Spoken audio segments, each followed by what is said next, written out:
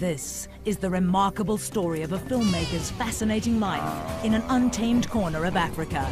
A wild world, seen through his lens. Capturing the dramatic and sometimes tragic events that affected the magnificent wildlife of Kruger National Park. He is Jürgen Józefowicz. My life in Kruger gave me the opportunity of realizing my dream of living with lions.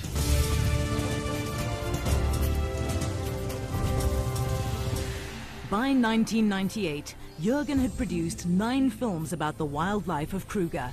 Now, after several years, Jürgen and his wife Terina return for the first time to their old family home to retrace their footsteps and relive some of the most memorable experiences of their lives.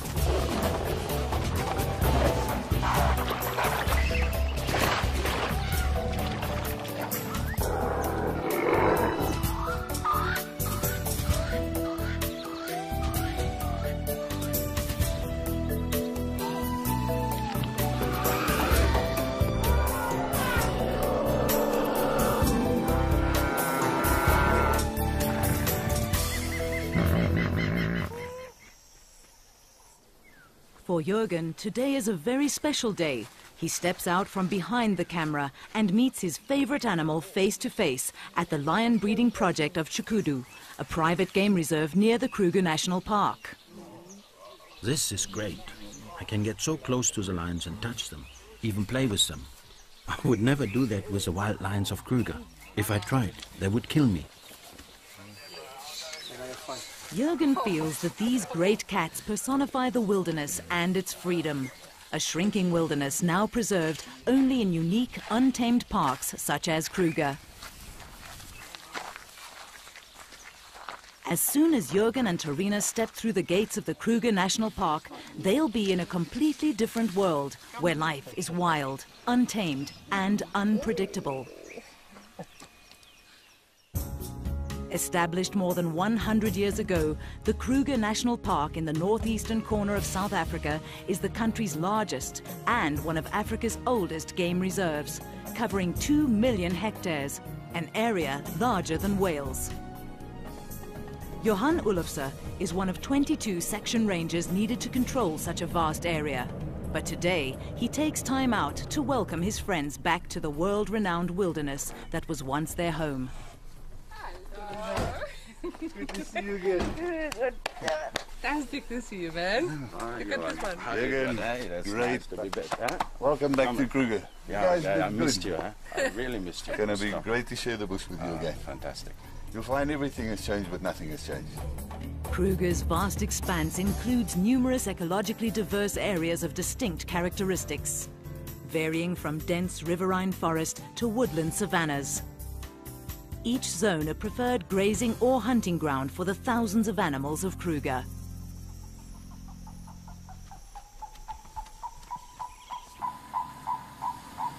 During their 12 years in the park, Jürgen and Terina lived, filmed and photographed in most of these areas. The outcome, a unique collection of sequences depicting some of the most dramatic events in the lives of the animals of Kruger.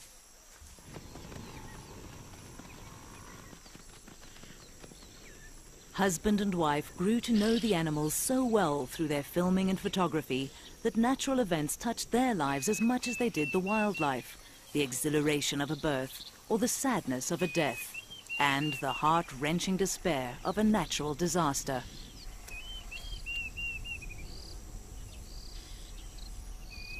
To film wild animals, you have to think like them. You have to know how they will react. But at the same time, you have to survive in their environment. When you're on your own, you have to become part of nature. Living in the bush is like entering another dimension. It doesn't matter who you are out there. Here, you are the weakest species. Easy meat. Big lion.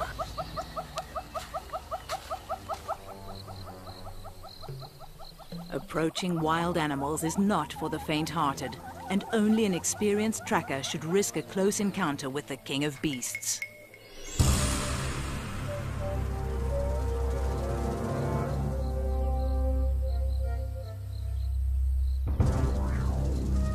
Alone, armed only with his 16mm film camera, Jürgen spent years following the animals, a silent observer, never an intruder, recording nature as he saw it.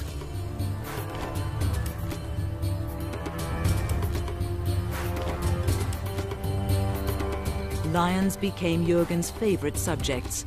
They epitomized a power and freedom in the wild which man has lost. Kruger is lion country. For 8 years I followed one pride that hunted this area. These could be some of the cubs that I watched grow, but I don't think they remember me. Jürgen thinks back to 1989, when he first met a very special male which he named Hanglip. At that time, Hanglip and his brother had just taken over the pride. For the next 8 years, Jürgen watched as Hanglip maintained his authority. This is an incredible achievement for a lion. Research shows that most lions rule a pride for no more than 4 years before being ousted by a younger, more powerful male. When Jürgen first met Hanglip and his pride, the family group was small, with only 2 males, 4 adult females, and a few cubs. Under his reign, the pride grew steadily throughout the dry cycle that gripped Kruger Park. Hanglip was a fantastic male, confident of his power, and he accepted me. He allowed me to follow the pride when they went hunting, and I was fascinated by their strategies.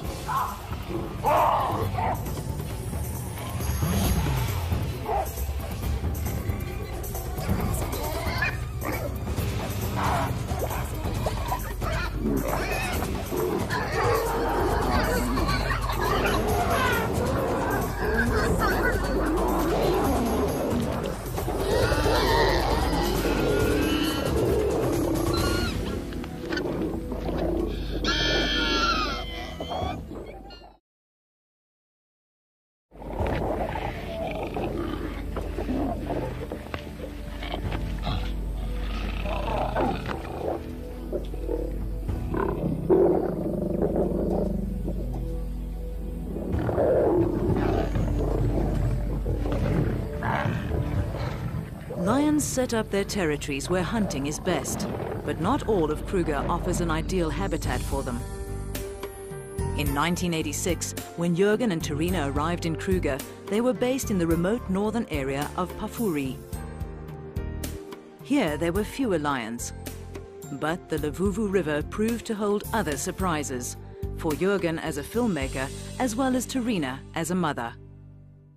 Being the wife of a wildlife filmmaker is a completely different life.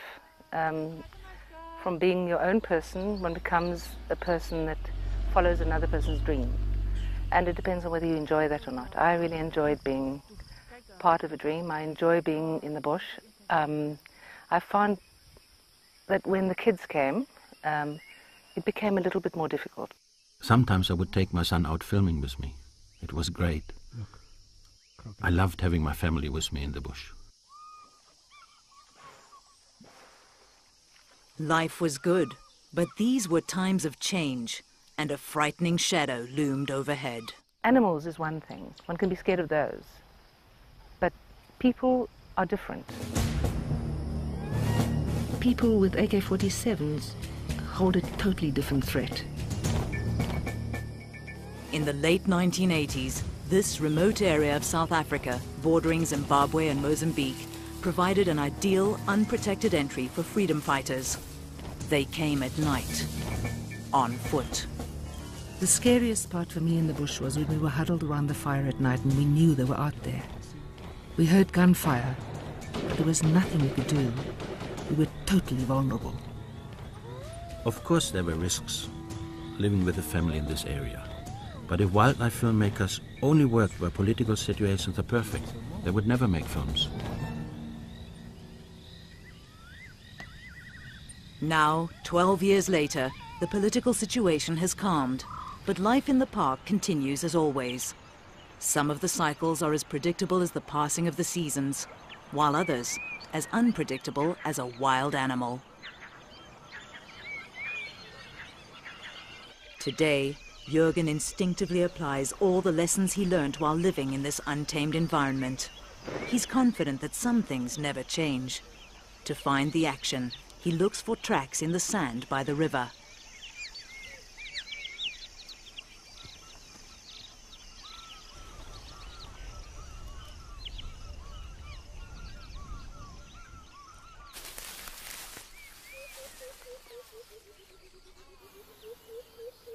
In the wild, you can never let your guard down. Jürgen moves in close. 3 meters from the jaws. From experience, he judges that this would be a safe distance to film, close enough to get a good shot, but far enough not to be attacked.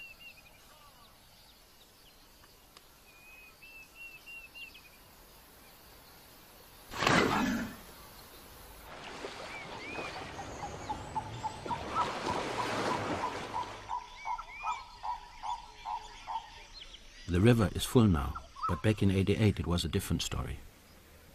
The river had stopped flowing and the animals had to come down to drink at the last remaining puddles. Here I could film some exceptional behavior.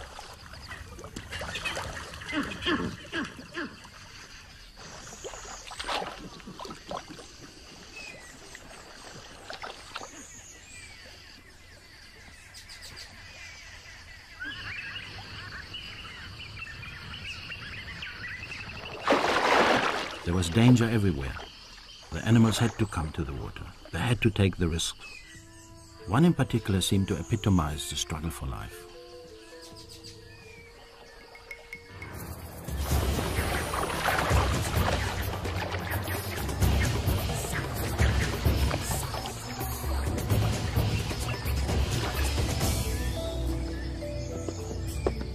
I was amazed that the little antelope had survived the attack.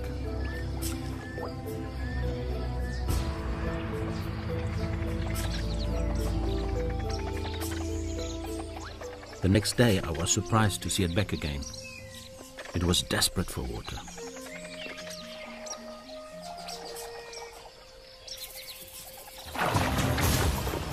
After that, I never saw it again.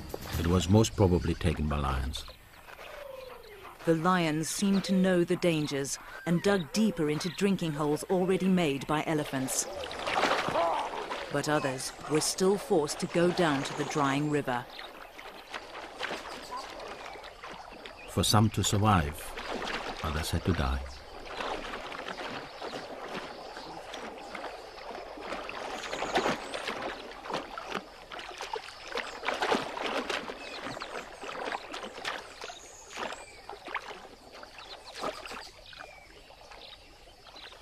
There were so many crocodiles crowded in the small pool. The 2 large males got into a fight for dominance.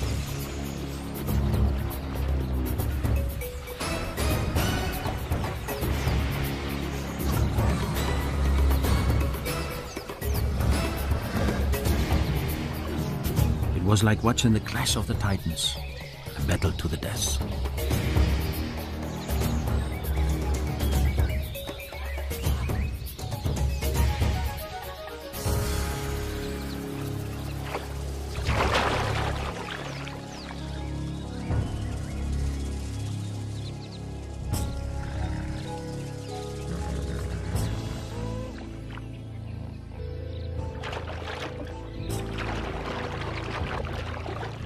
Jürgen watched in astonishment as the other crocodiles moved in without hesitation to eat the loser, proving that in nature, nothing goes to waste.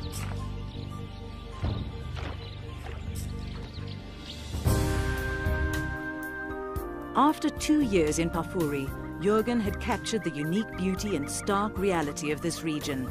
The resulting film helped to save the area from being exploited for coal mining. With his first film in the can, it was time to move on, further south, to a different part of Kruger. In 1988, Jürgen and his family moved to Skukuza, where the children started school. His favorite spot in this area was Chokwane, an area of open plains and woodland savanna, lion country. And this was where he met his favorite lion, Hanglip. This was Hanglip's hunting ground. Here I joined him and his pride in the never-ending search for prey. Jürgen started to film these lions at the time when Hanglip and his brother first took over the Chiloweni pride. Hanglip was the stronger of the two males, but together they formed a formidable partnership that kept rivals at bay.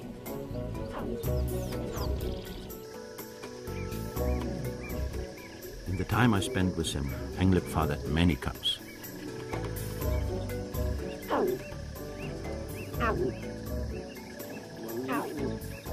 Despite the years of drought, Hanglip's cubs continued to flourish, growing healthy and strong. Lions can subsist for long periods of time without drinking by using the moisture present in their prey. And prey was plentiful.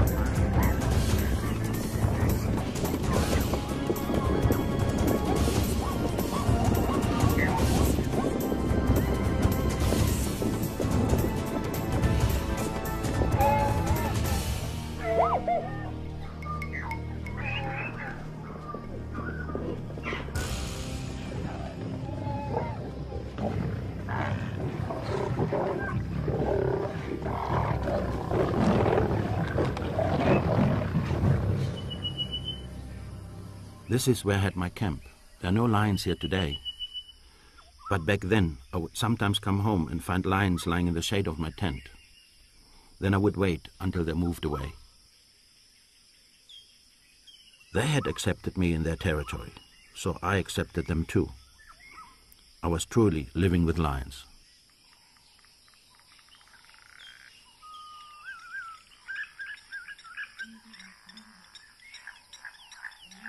I had Hanglip and his family's whole history in my camera. The more time I spent with them, the more they accepted me. I was just like one of the pride.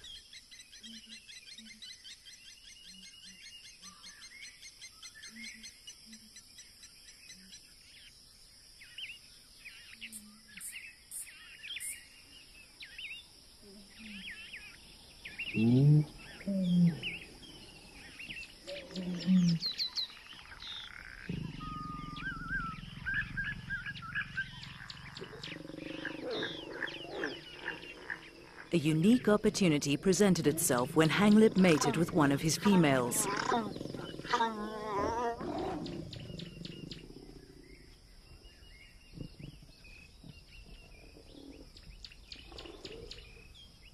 Over the next 106 days, Jürgen followed her pregnancy.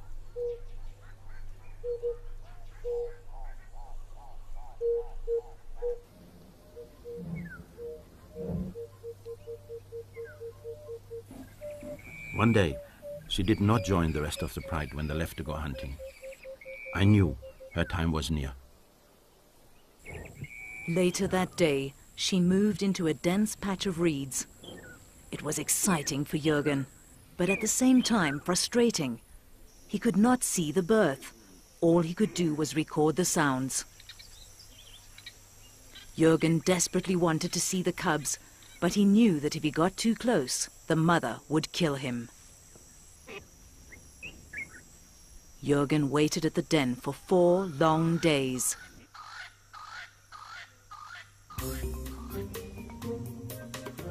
Eventually, hunger forced the lioness to leave her cubs unattended, and Jürgen saw his chance. I crawled into the den with my camera, and I said to myself, Jürgen, if she comes back now, you're dead. But I had to go in. I felt like they were a part of my own family.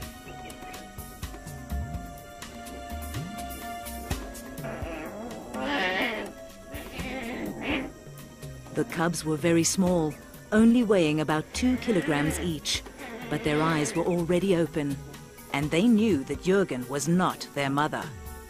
They started hissing at me. I knew If the mother heard them, I would be in big trouble. I had to get out of there fast.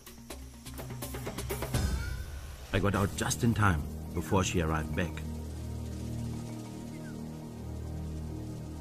I'm sure she could smell that I'd been with the cubs, but her first instinct was to check if they were okay. Whenever something special would happen with Hanglip's pride, Jürgen would come fetch me and he'd take me there. And when the cubs were out of hiding, I saw them and they were absolutely beautiful. After about 6 weeks, the lioness joined another female with cubs slightly older than hers. Then, Jürgen could film without any danger of being attacked and spent as much time as possible recording the family's activities. The lionesses were attentive mothers, but they had to eat to survive, and every 2 or 3 days they had to hunt. During their first 2 months, the cubs were too young to follow their mothers, who would have to leave them behind, alone and unguarded, until they found someone they could trust. They would get ready at night to go hunting, but sometimes the mothers would bring the cubs over and leave them with me. Jürgen had unwittingly become a nanny. It was a great privilege, but it had its drawbacks. I was a Helen.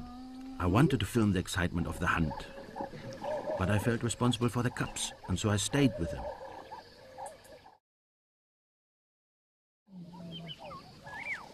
But the next morning, when the mothers returned, it was like a family reunion.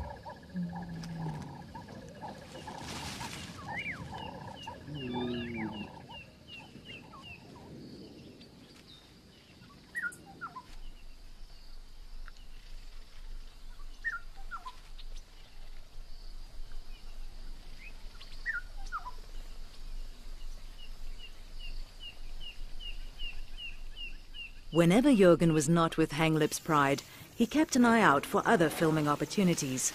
He sometimes followed other lions and the animals that shared their territory.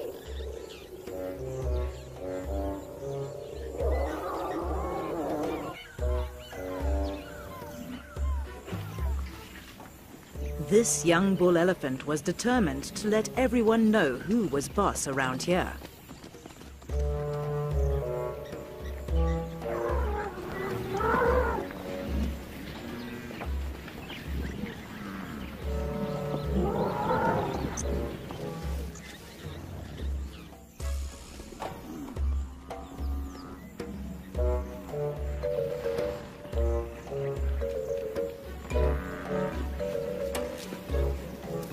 He seemed irritated with everyone, even Jürgen.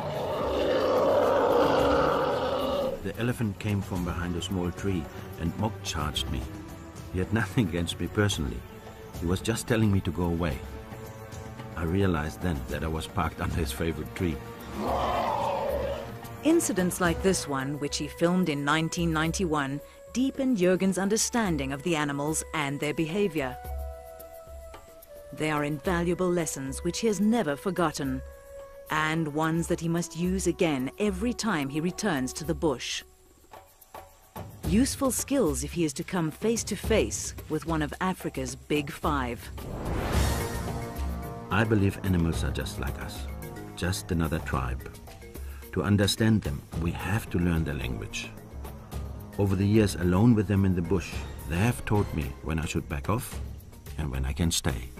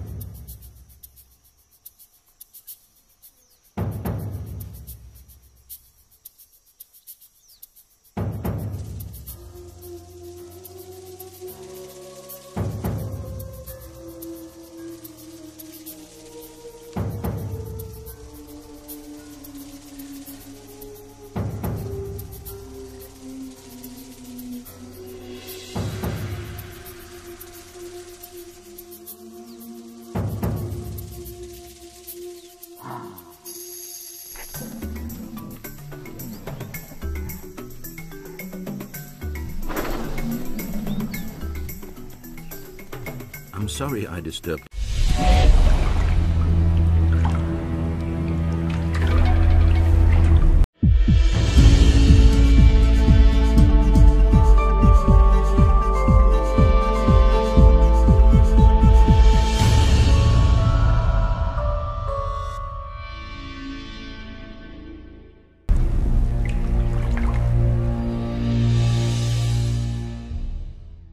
This midday sleep, but I love this, just like the old days.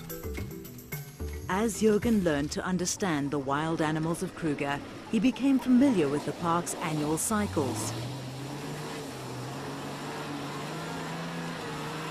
His quest to record one of the most interesting stories took him into the Mopani Belt, a vast area of scrubland covered mainly by one kind of tree, the Mopani.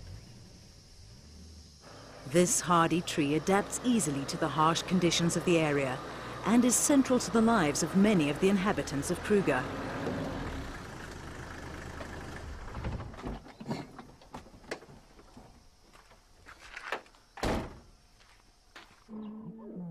Lions use these trees for shade, but they're not what draws Jürgen back to this area.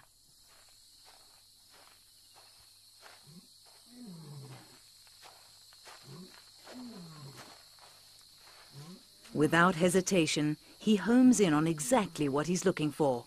Perfectly camouflaged among the leaves, a Mopani moth, an insect whose entire life cycle is centered around this tree. Can you see how worn her wings are? That means she has finished laying her eggs. She'll die soon. It's not only the big animals that make up the wonders of Kruger. Insects are equally important here. I wanted to record their lives too. Jürgen's unique footage revealed an amazing life cycle never before seen on film. The adult moth has no feeding organs. Her entire purpose is to mate and then lay about 200 eggs. Her life lasts no longer than 3 days. Tiny caterpillars hatch between 3 and 4 weeks later. They only need to crawl a short distance to find their food source, Mopani leaves. The brightly colored caterpillar is a feeding machine, growing rapidly to a length of up to 13 centimeters. Its skin does not stretch with its expanding body. The caterpillar needs to molt 6 times before it reaches full size. By this stage, the caterpillar becomes one of the richest sources of protein for animals and birds. After 6 weeks of blissful overindulgence, the caterpillar leaves the tree and finds a soft, sandy spot in the soil near the base of the Mopani. It burrows down into the sand, where it hollows out a cell and gradually turns into a pupa. Here it will lie as it goes through its dramatic transformation. No one could tell me exactly when the moth would come out, so I had to be there every night to make sure I didn't miss it. But I wasn't alone out there.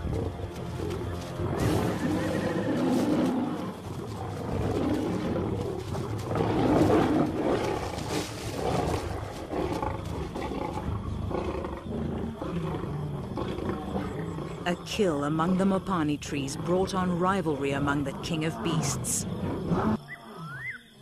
But Jürgen maintained his vigil.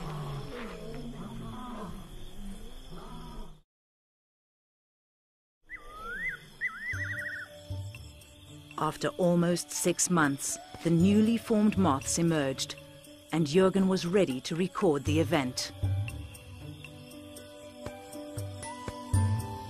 Now that I'd seen the whole cycle, I was amazed at the ability of this one insect to transform itself. It just shows that everything in nature, no matter how small, is determined to beat the odds to survive. I find that fantastic. The life cycle of the Mopani moth was only one of the incredible events of the Kruger Park. Now, Jürgen knows that he has only scratched the surface. To film and understand the complexity and diversity of this world would take many lifetimes. He was privileged enough to share very special moments with some of Kruger's most formidable inhabitants. Retracing his old paths, he meets an old friend. This is a real privilege. Mabarule is one of the grand old men of Kruger. More than 40 years old, he is one of Kruger's 7 big tuskers.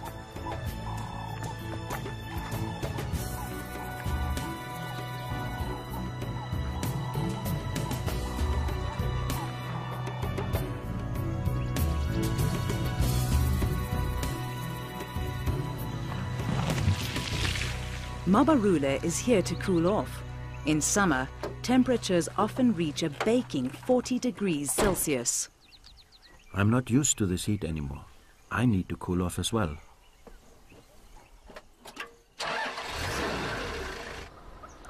Like all the animals in the bush, Jürgen had to adapt to the extreme heat and had to find some inventive means to cool down. Just like the old days, he returns to one of his favorite swimming pools.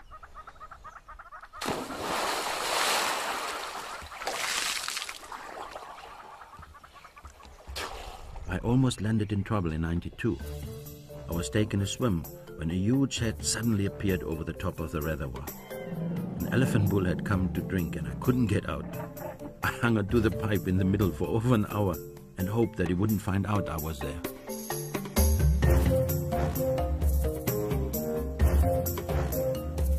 During the driest months, the man-made dams of Kruger become the lifeline for many of the animals. Shiloweni is one of the biggest. Fed by the summer rains, it usually retains enough water to last through the dry months. But Jürgen recalls that it was not always so. This is one of my favorite spots, but in the drought, it was just a little puddle. 1992 saw the worst drought in Kruger in living memory. The first animals to suffer were the resident hippos. Jürgen watched as the water shrank around them. The last of the muddy water drew many animals to the dam. The only ones not to feel the effects of the drought were the lions. In fact, they thrived. Hanglip's pride had grown into a formidable hunting unit, 28 strong.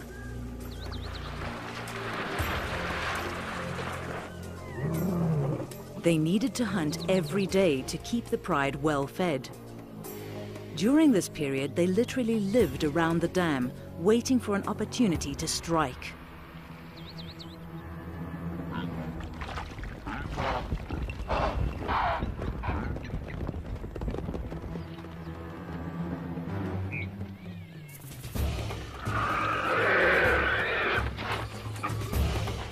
It was a constant game of survival.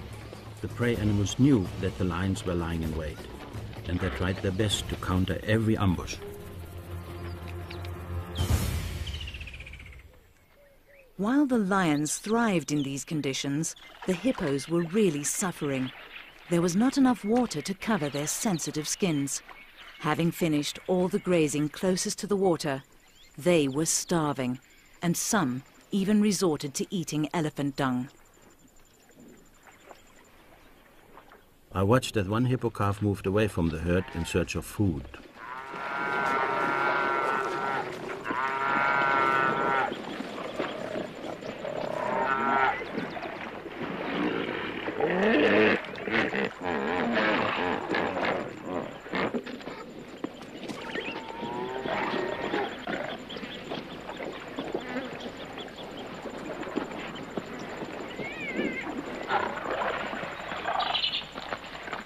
The reaction of the hippos was incredible.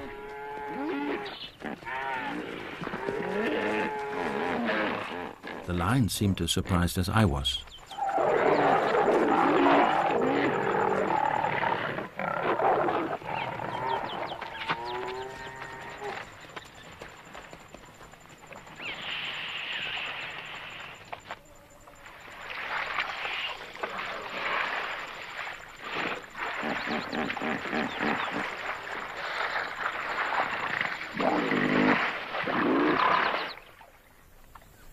Tolerance levels diminished, all fighting for the last remaining drops of water. The dry years and the inferior grazing had weakened these old warriors.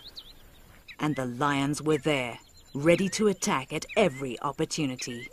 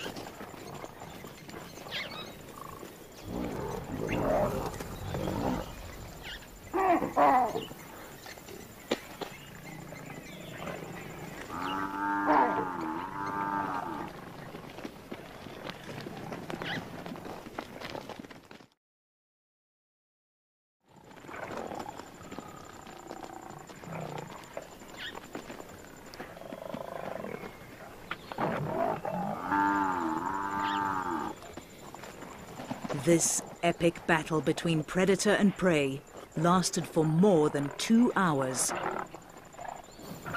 It could have gone either way until the very last moment.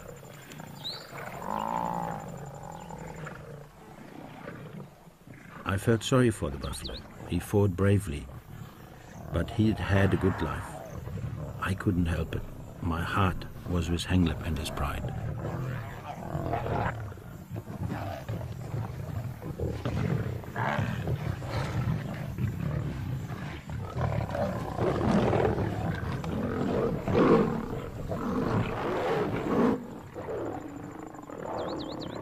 I was always amazed by Hanglip's power, but the battle with the old bull took its toll. After this, he could still hunt, but he limped for the rest of his life. Throughout the drought years in the early 1990s, Hanglip and his pride grew in strength. They thrived when all other animals around them suffered. But then, Jürgen remembers, came a threat that spared no one, not even the lions. This threat was microscopic, a spore-forming bacterium that can live for centuries in soil and bones. It survives in the harshest of conditions. A killer bacterium, anthrax. In 1991, the dry, hot winds of the drought put the habitat and the animals of Kruger under severe stress. The herds churned up dormant anthrax spores. It was a time bomb waiting to explode.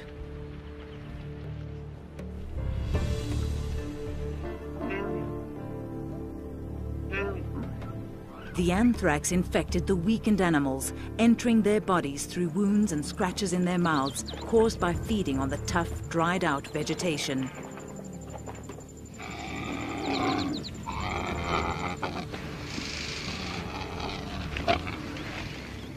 The animals were desperate.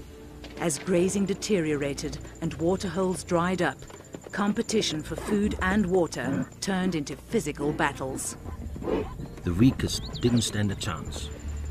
This zebra was kicked to death by its rival, a victim in the struggle for survival. As the anthrax spread, ulcers became my guide to infected carcasses. I still remember the terrible stench of death. Park rangers and personnel could do nothing. Although there was a vaccine against anthrax, it was impossible to vaccinate all the animals in the reserve. Teams would follow the vultures to the carcasses. All they could do was to take blood samples to confirm the cause of death.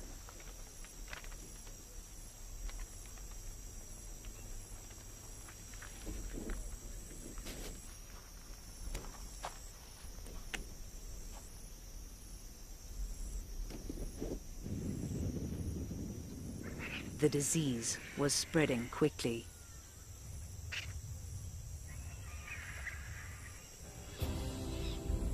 Even the largest animals in the park had no defense against the devastating power of the anthrax.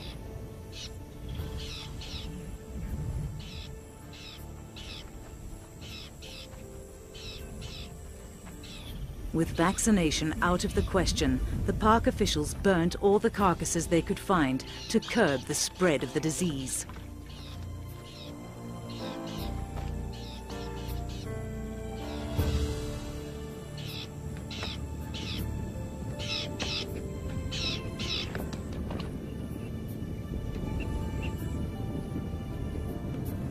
But Kruger is an enormous park with thousands of hectares of remote land.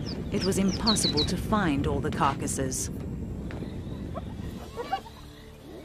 The scavengers could smell death miles away. No carcass was left untouched, and slowly these scavengers were infected too.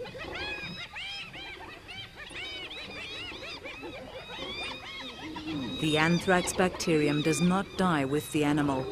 The meat remains infected, sure to infect all those who eat it.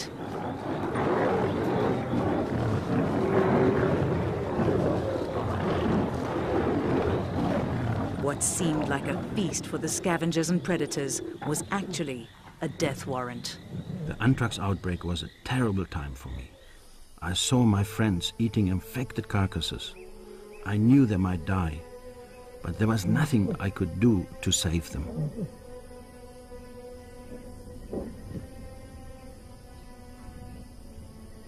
As the disease developed in the animals, the swelling of their mouths, heads and throats made it more and more difficult for them to breathe.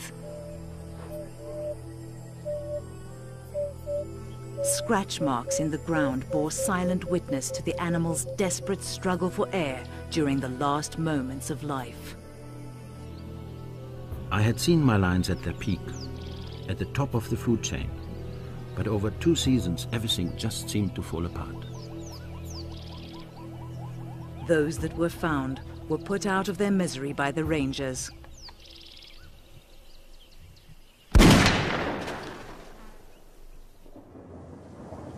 But then, just as I thought all was lost, the rains came, and the drought was broken at last.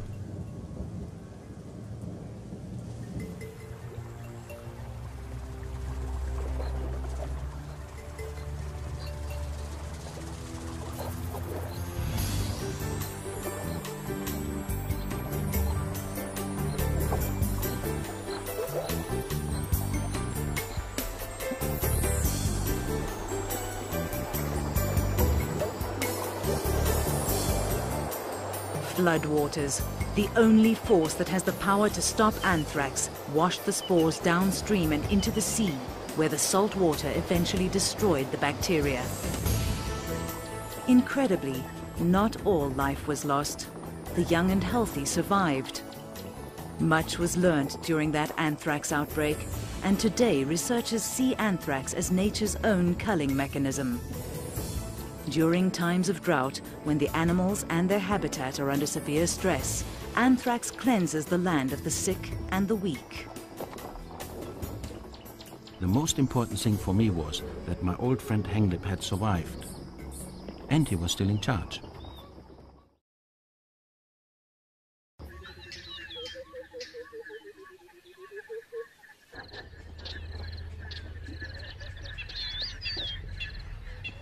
After 10 years of drought, Kruger now started a time of good rains and rebirth. This time of well-being continues even today during Jürgen and Tarina's visit, and the best way to see how well Kruger is doing is from the air.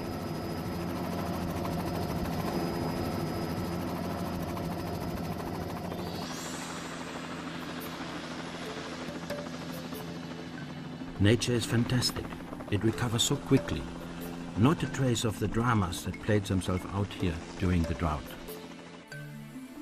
The river is full now. Back then, many had stopped flowing.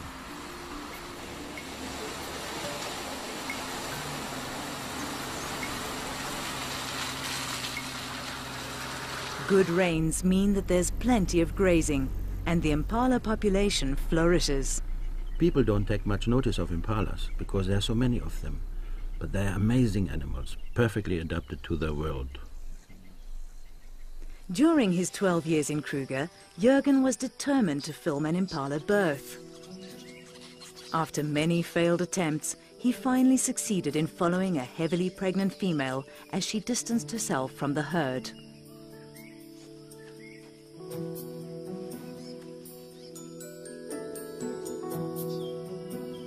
I really struggled to film this birth because impalas are very cautious and secretive.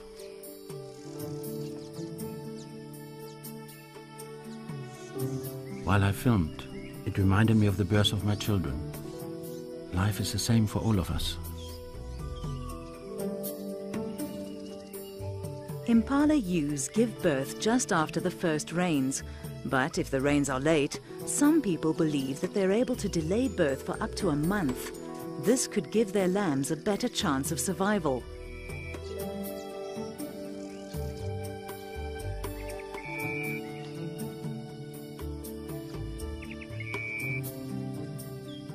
Of all the unique footage that you've been shot, I think, to me, the most special one is the one with the impala birth in that field of flowers. I mean, it's wonderful.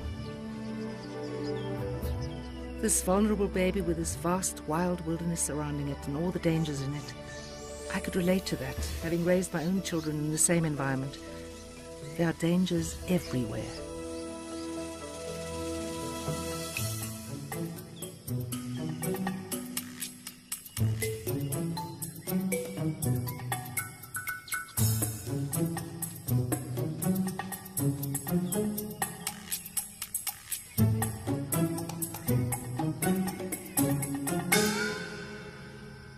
That spring was a very prolific time for most of the animals of Kruger. And Jürgen was lucky. Soon after he captured the impala birth on film, he recorded a wildebeest's first moments of life. The difference between the two births is that wildebeest cows stay within the herd, relying on the protection of the group against predators. The herd is constantly on the move, and the mother and the other adults nudge the calf to make it walk as soon as possible.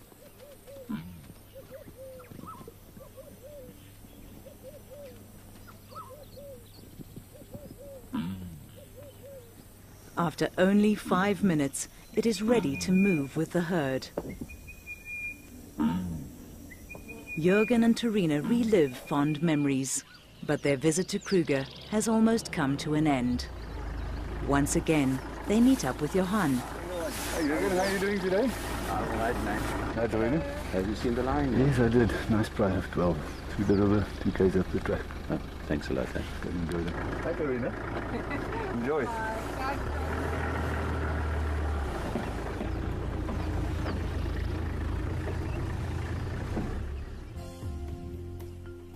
For one last time, Jürgen and Torina spend a few quiet moments with Kruger's new generation of lions.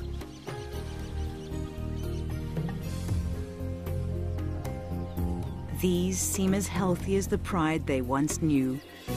The pride led by Hanglip, a fighter, a survivor. We grew old together here, like 2 old lions. My old friend has gone now. I will never forget him. He survived through drought, injury, and anthrax. I don't know how he died, but I do know that he lived like a true king. I hope his last battle was a good one.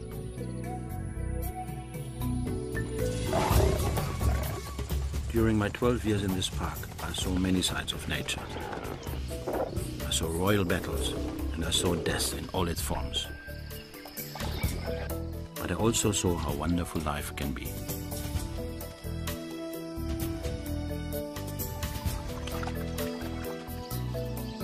For a while, the animals in Kruger allowed me into their world. I was a part of it all.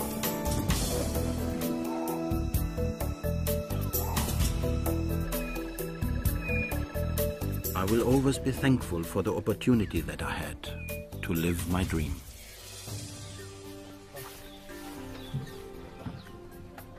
I have to leave now, but a part of me will always be here, living with lions.